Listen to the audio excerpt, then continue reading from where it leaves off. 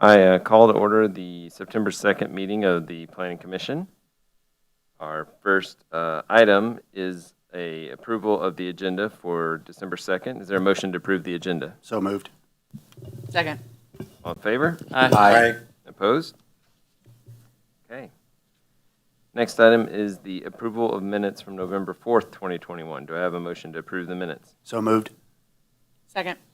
All in favor? Aye. Opposed? Next item are comments from the public. Are there any comments from the public? Seeing none, we will move to our main topic for today, a discussion of the Planning Commission bylaws. We did get these in our packet, right, Sarah? Yes. And I believe it includes most of the suggestions we talked about last time. Those have been included in the version draft that we have now, right? We tried to at least get some of the basics in there. So section 3 on duties of the commission, we haven't added anything new there. And obviously section 1 of purpose still needs to be fleshed out a bit. But we tried to add the items that you discussed at your last meeting, particularly with section 6 on the conduct of meetings and 7, conduct of members. So I don't know if you want to just, if there are items that you would like to discuss or particularly start with. I did want to comment on, in section 7, we talked very briefly about ex parte communication at the end of the discussion last time. And so in going back and looking at other bylaws for other commissions, and I mean there are a lot of articles if you're interested in knowing more about ex parte communication. Some commissions just put out a policy on talking to people about agenda items, and whether that's talking to applicants or talking to the public, and just kind of define what they think reasonable behavior is. And what they think should be reported to the commission when a case is heard, instead of trying to, get into the weeds of ex parte communication, and just define it that way as part of conflict of interest. So one way that you might address this is just to decide on what you think is reasonable outside of the meeting and what needs to be reported at the meeting when a case is heard. So that would be one option for you. We tried to flesh this out a little bit. But, still definitely subject to any revisions that you would like to make. I just thought I'd make that suggestion. But beyond that, I'm happy to take your input, feedback, or any questions you might have. I do have something to throw in there. I totally get that we don't want to be, in conversation with a party that's actually involved in the transaction that we're looking at. But I think we've got to leave ourselves a little bit of room to be able to talk to the public. If someone's engaged enough that they say, hey, what about this thing that's coming up? I think we need to have a little bit of latitude to speak to them about that. The other thing that kind of popped up to me too was, how the city council now, on a lot of the bigger issues or some of the more complex issues or just things they want more information about, they'll literally have a work session about it. So they don't just have to show up at the council meeting and vote on something. So we might look at something like that as well. We were just talking earlier that I'm kind of an advocate for let's keep on our meeting schedule, even if we don't have an applicant. But if there's things we can meet and discuss, amongst ourselves that might be coming up later, and then in the open forum, right? I think it would be beneficial to us, so we don't have to just show up and say, "Oh, we got to vote on this," and we don't really have all the information we need. So. I get it, but I think we got to leave ourselves a little bit of working room so we can have some of those discussions, and at least to learn more about the topic or what's coming up.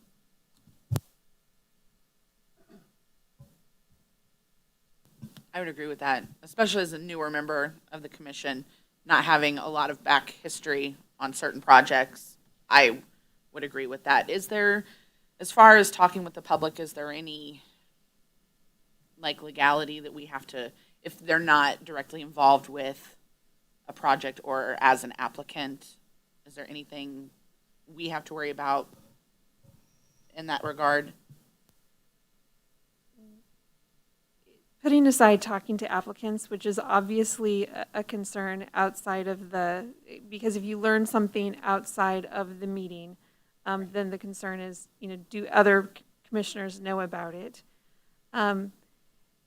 It depends on the type of application. Ex parte communication for people who are parties to a case can be a legal concern. I will say, though, that I would not expect that to be a common thing, because when you act in a quasi-judicial role, when you're acting on an application that is specific to a piece of property, so like a conditional use permit or a variance, which you do not hear. It's heard by the Board of Zoning Adjustment. In that case, talking to like a next door neighbor can be considered ex parte communication, because they can be considered a party to a case. But you start getting into the minutia of legal issues there. So I wouldn't expect you to face that kind of situation on a regular basis. Commissioner Saper. It seems like there's a possibility of cleansing ourselves of the ex parte issue if we reported at a public meeting to the rest of the commissioners what was said and what was talked about. That gives us a cleansing. And that's means we can, in some way, still talk to people, but we have to share it in a public meeting. Yeah, and if I understand what I'm sorry.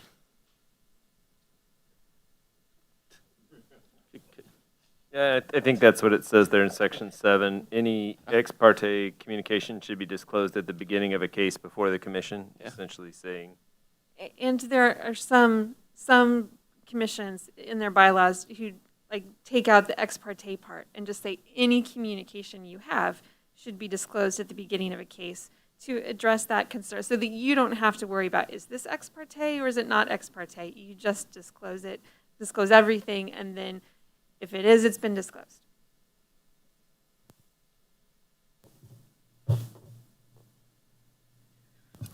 So let's play a little game. If a neighbor came to me and said, "Hey, I see you guys are looking at some sort of a modification or some sort of approval next week, and I have a concern, I want to share that with you." If I bring that to the commissioners meeting and I say, "Look, this neighbor brought this to me and he has this concern, XYZ," to me, I've fulfilled that obligation. Would you agree? I mean, at least I'm saying this is where this is coming from. A neighbor approached me. They have this concern. The applicant's up there. I'm going to ask you this question because it was asked of me. I've done that in the past, and I don't think we've ever had any issues with that. But, real world example would be somebody like that approaching me or asking me a question about it. And I said, well, I've told a lot of people, if you really want to know, you're going to have to come to the meeting and ask. So I've done that too. So. Commissioner Saber. Yeah, apart from the cleansing aspect of bringing it forward to everybody, if we've learned something, we can share it with the others, and it might have bearing on how we proceed or what we do. So it's a matter of sharing any and all of the information we can with each other. I agree with that it is good to make sure we have that, out as we discuss any individual item. Any other thoughts around the section 7 as it's written that anybody wanted to comment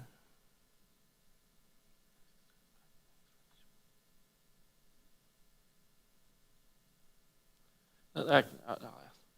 Will that be written in? I'm sorry. Yes, Commissioner Bryan. Thank you. Mayor Bryan.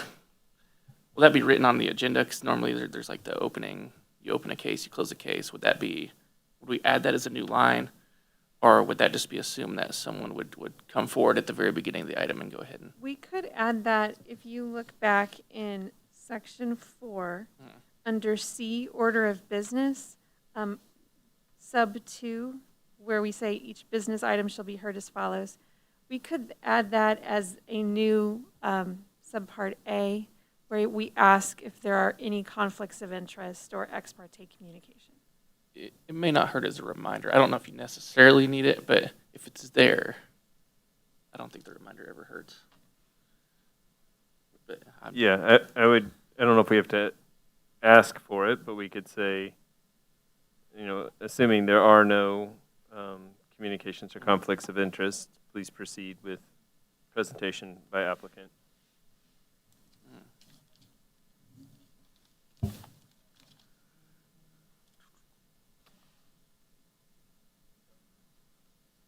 So Sarah, what would be the other sections you definitely wanted us to look at as they're Well, written? before you move on, what I am hearing from your discussion is that you would like to just say any communications about a case should be disclosed at the beginning. I believe so. One other thing that I would particularly draw your attention to is the attendance policy in Section 2 membership, subpart E attendance. You could certainly tweak this in any way you might be interested. We tried to distinguish between excused and I forget which city we stole this idea from, but distinguishing between excused and unexcused, the idea being that if you have told us in advance that you are going to be absent, that would be considered excused, and just not appearing would be unexcused. Just try to give you encouragement to let us know when you're not going to be at a meeting, which is very helpful for us. But you could tweak this in any way that you might be interested in making changes. And I think that's important to let us know so that we don't show up and then not have quorum because, it was last minute or something. I agree with, we should let people know that we're not coming, but I also think this might be something specifically new commissioners need to be made aware of before they accept the job is, we expect you to show up at the meetings, and there's a minimum of 12. That's not incredibly difficult, but I personally, I don't like the excused, unexcused. If you're not here, you're not here, and somebody calls in 6 times, they've missed 6 meetings. I mean, they're all excused, air quotes, but, we need participation. We struggle with that. So I don't think we'd have an issue with this if it's really made clear up front that, we understand there's going to be times you can't make it, but whatever the number is, if you miss 2 in a row or whatever, somebody's going to call you.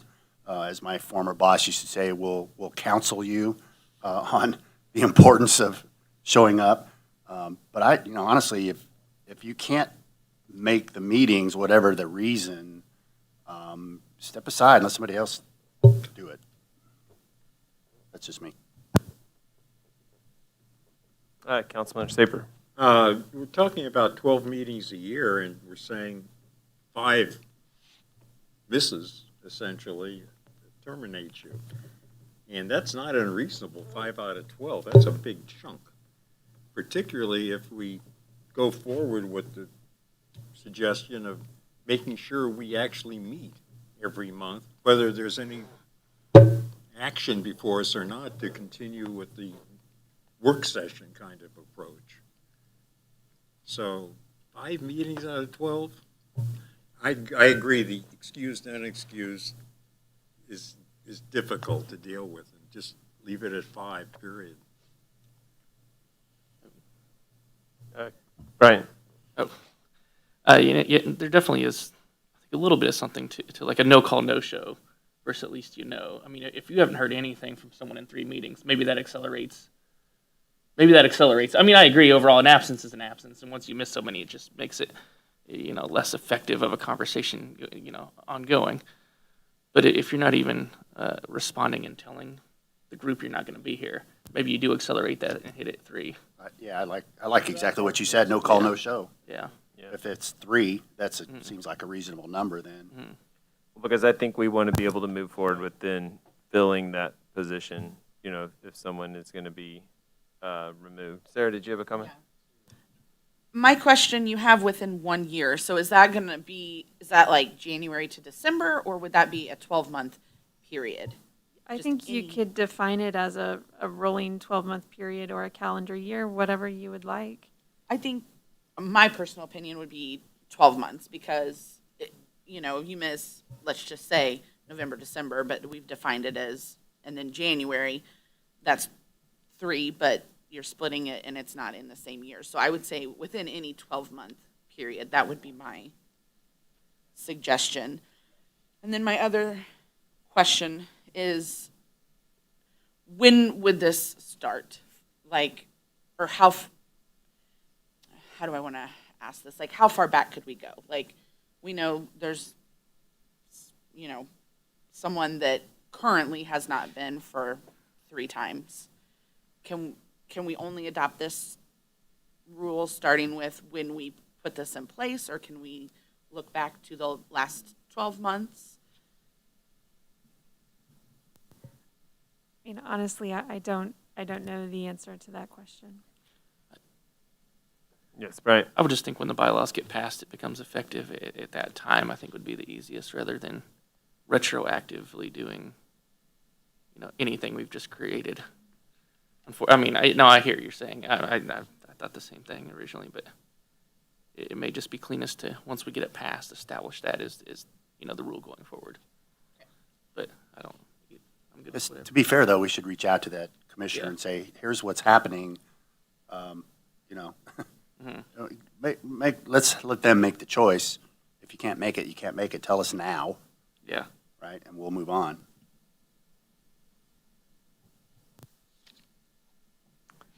So I think the proposal then is that we would update the attendance section to say within one 12-month period. So 3 absences within a rolling 12-month period. Yes.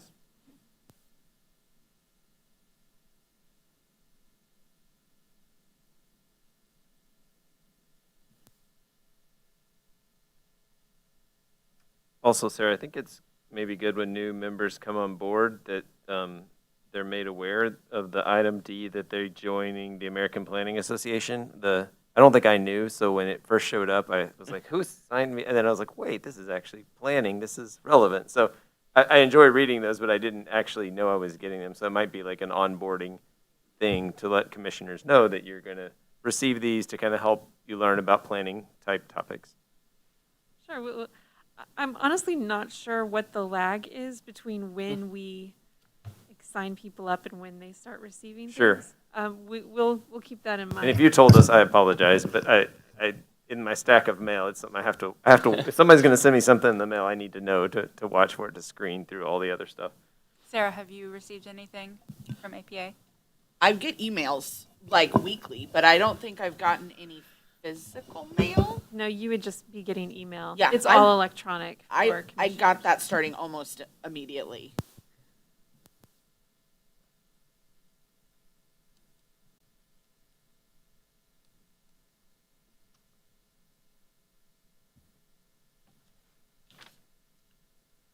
Any other inputs on the bylaws sections from anyone?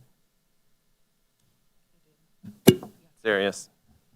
I know last time we had discussed public comment and when to take that at the beginning of the meeting or at the end, or if we could do both. I do still think, my preference would be we do both at the beginning and at the end to get input from the public at the beginning of the meeting, if there is any, and then after we hear, presentation or whatever it is that we're going to hear, if they have comments after they see the presentation, because we get it ahead of time usually, but the public may have a comment, but then see the presentation, get additional information, have more comments, different opinion, if that's a feasible thing to do. Well, if you are hearing public hearing items, that will be a separate public hearing for each public hearing item, Okay. separate from any public comment at the beginning of the meeting. Okay, So for example, if we had a rezoning on your agenda tonight, there would be a separate public hearing specifically for that rezoning case. okay, That would be opened by the chair and then closed, and then, you would deliberate and make a recommendation. does that happen like right before we do it, or is it like a separate? No, so that would be the sub-item 2, each business item shall be heard as follows, and that would be public hearing if required by state statute or city ordinance. Okay, so, but it would happen during our meeting at the beginning. It would happen as each case is called. So if Okay. you had 3 public hearing items, you would have a separate public hearing for each of those items. Okay, got it. Like if there was a rezoning case and a preliminary plat and a conditional use permit, you would have a separate public hearing for each of those items as they were called after each applicant had made their presentation. That's how I keep it straight. There's public comments at the beginning, which are kind of wide open, but then each one has a public hearing, which people can also talk to, but it's specific. But I think we could do a better job of making sure people understand that. Obviously, everyone here tonight understands that, but I'm just kidding. Sorry. But I think we could do a better job of explaining that up front, so people know.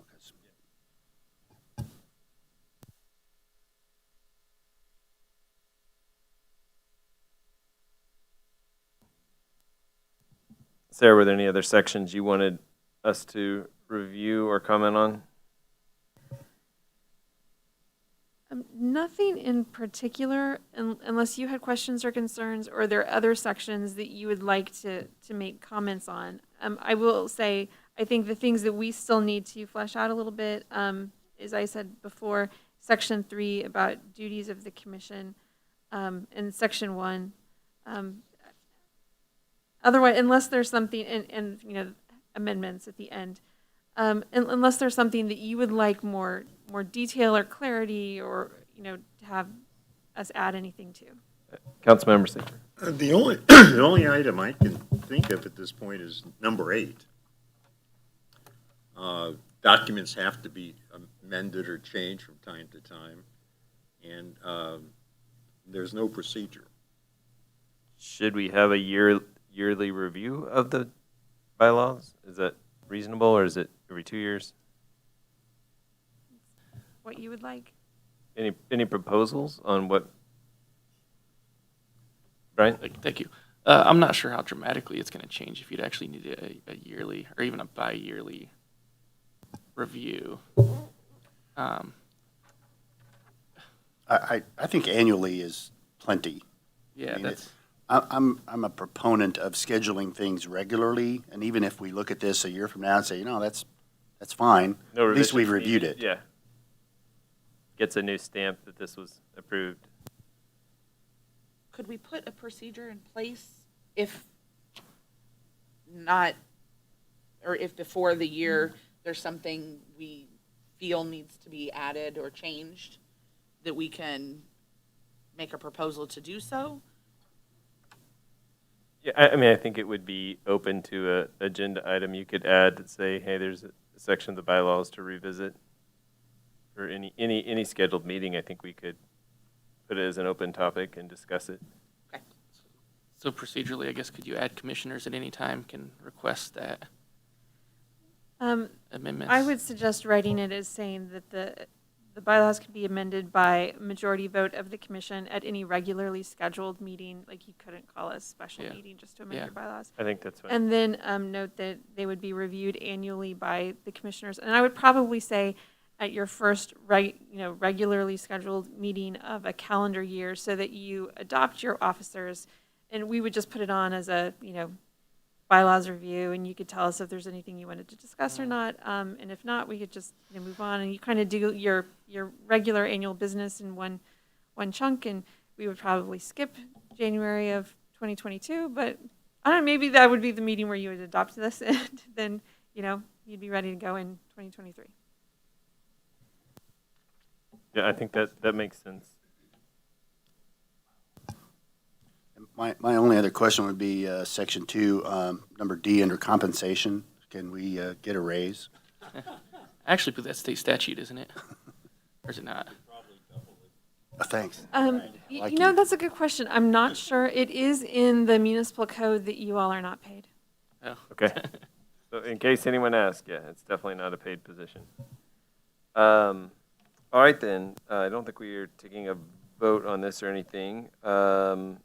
Any other last thoughts on the bylaws? Okay, our next topic was comments from the staff. We don't have any further comments. Comments from commissioners. I just want to thank everyone in attendance this evening for being here. I I hope he doesn't pan the camera around, and we'll be. I did want to just think a little bit. It does seem like we've been pretty light on topics the last few months, and it's seasonal. Sometimes we have long meetings where things are packed, and it's month after month. Assuming that there is a window that comes up for the next 3 to 6 months where it continues to be light, I'm sure there'll be some small things that are going to come, and maybe you can comment, Sarah, on what's in the pipeline that we may need to consider how busy we'll be in the spring. I do like Dave's idea of trying to go ahead and get together, at least with an agenda of a few things. And I just didn't know, like, I'm just thinking corporate America that I live in right now. Right now is when you start your 2022 planning. So I would ask the question, what do we as a group want to achieve in 2022? Are there topics we want to try that fall within our scope that we think would be important to add in addition to applicants, conditional use permits, the things that normally drive our agendas? Is there anything anybody, like I think a couple of years ago we did the parking study, and that was really, I think that was a good use of time. I learned a lot. It definitely influenced my view of, what decisions we make on parking requirements, what parking we have, those type of things. So something like that could be another good topic. I just didn't know if anybody had anything they want to try to tackle next year.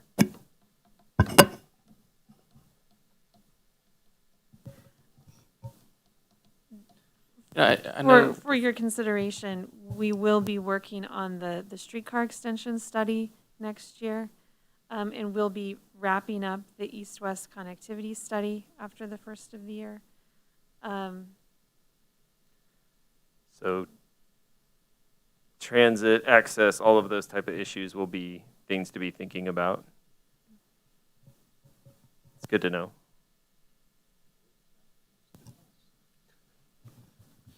Just a couple of ideas too.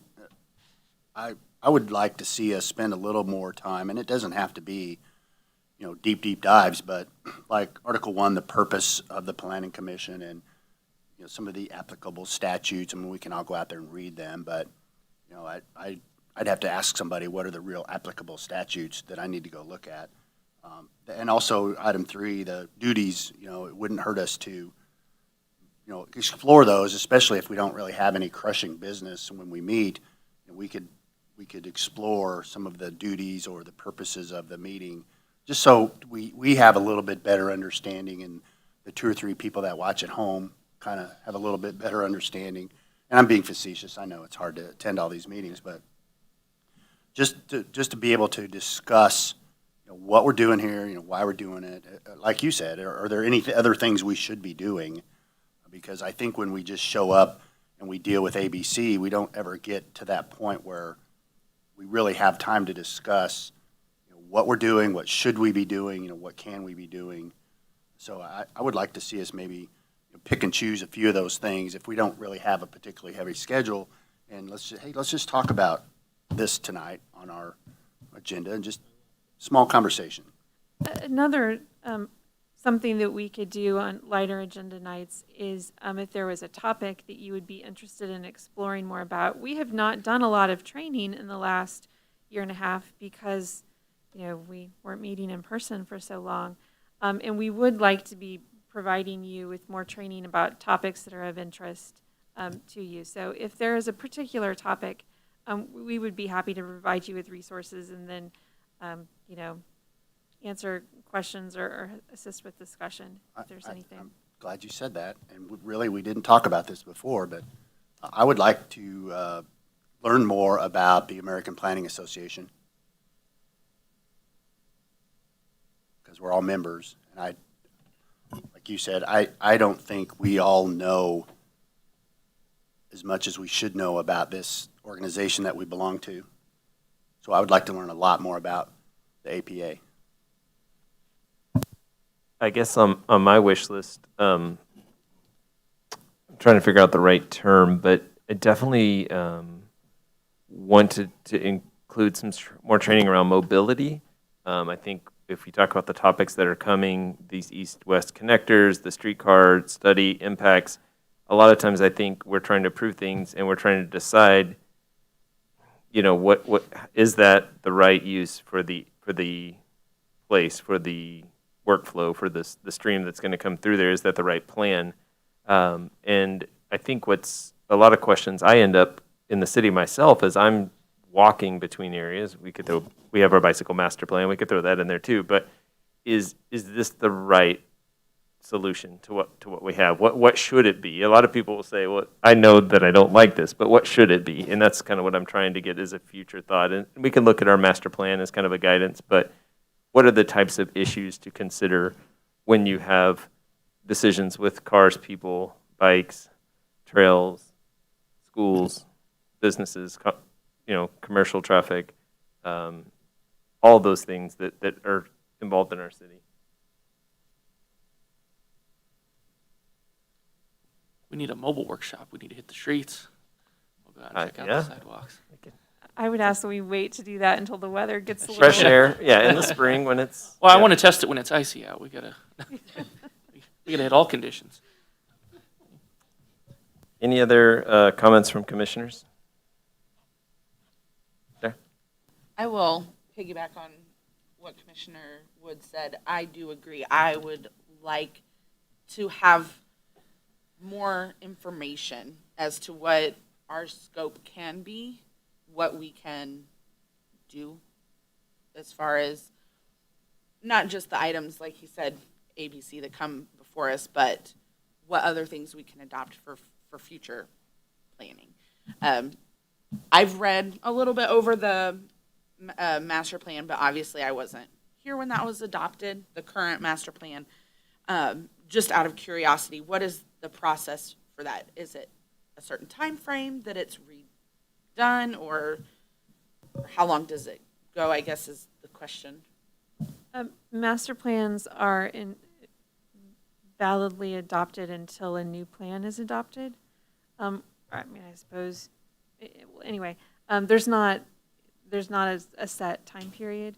We are in our 5-year capital planning as part of the budget process, currently planning to update that, hire a consultant to do the full planning process to update that plan in 2024. I think that's Okay. right. It's either 24 or 25, so at around the 10-year anniversary of that project.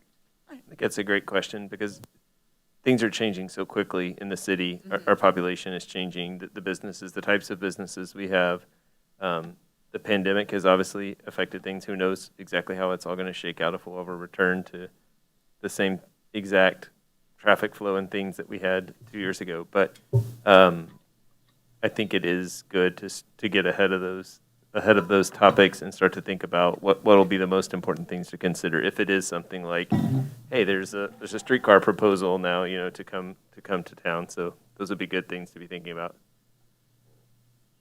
Commissioner Saper? Yeah, that's one important thing to remember. It's a plan, a guide, and it's not crafted in stone. It's on pieces of paper, and with due diligence, we can make changes to those pieces of paper if needed. Agree. Good discussion. Any other comments? Is there a motion to adjourn? So moved. Second. All in favor? Aye. Opposed? All right. None opposed. Boom.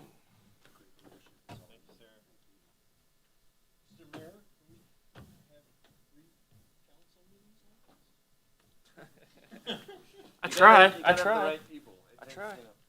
No, the one meeting I had a good amount on the consent agenda, and you had them all removed. I